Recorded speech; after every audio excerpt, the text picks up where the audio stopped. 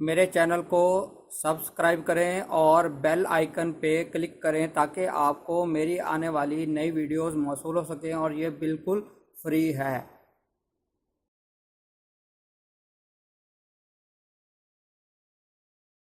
بسم اللہ الرحمن الرحیم۔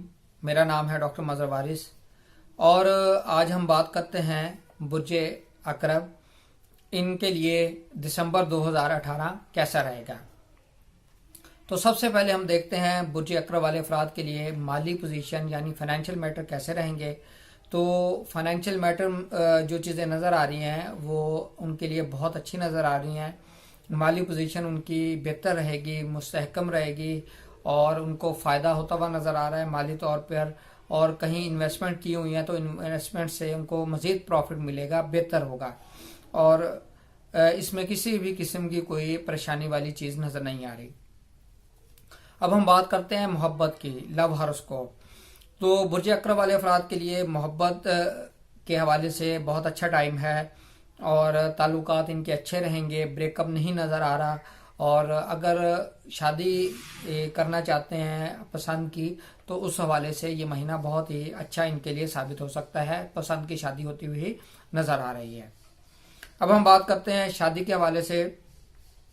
تو شادی کے حوالے سے آپ نے اس پوائنٹ آف ویو سے شادی کے حوالے سے بہتر ٹائم نہیں ہے، یعنی کہ ارینج میرج کے حوالے سے میں بات کر رہا ہوں، تو لو میرج کے حوالے سے میں نے بات کر دی ہے، لیکن اگر ارینج میرج کے پوائنٹ آف ویو سے بات کریں تو وہ شادی کے لیے اچھا ٹائم نہیں ہے آپ کے، اور شادی کے اندر رکاوٹیں، پرابلمز، تنازعات، اس طرح کی چیزیں ہوتی ہوئی نظر آ رہی ہیں، اور اس تنازعات کی غلط فہمیوں کی وجہ سے رشتہ بھی ٹوٹ سکتا ہے، اور جن کی شادی ہوئی ہے ان کے لیے غلط فہمیاں اور ناراضگیاں، اس طرح کی چیزیں ہوتی ہوئی نظر آ رہی ہیں۔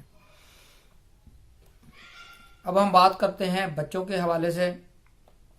تو بچوں کی صحت کے حوالے سے بہت اچھا ٹائم نظر آ رہا ہے، اس مہینے کے اندر بچوں کی صحت زیادہ بہتر رہے گی اور اس میں پرابلم جو ہیں وہ کمی آئے گی، صحت کی ریکوری نظر آ رہی ہے، اور ایسے افراد جن کے ہاں اولاد نہیں ہے ان کو اولاد کی خوشخبری سننے کو مل سکتی ہے۔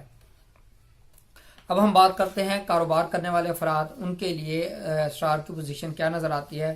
تو کاروبار کرنے والے افراد کے لیے اگر دیکھیں تو پوزیشن اچھی نہیں ہے اسٹارز کی، تو کاروبار کرنے والے افراد کو اپنے کاروبار پر فوکس کرنا پڑے گا، کاروبار میں احتیاط کی ضرورت ہے، میجر ڈیسیجن نہ لیں اور ہیوج انویسٹمنٹ نہ کریں، آپ کو نقصان ہوتا ہوا نظر آ رہا ہے۔ اب ہم بات کرتے ہیں جاب کرنے والے افراد کے لیے۔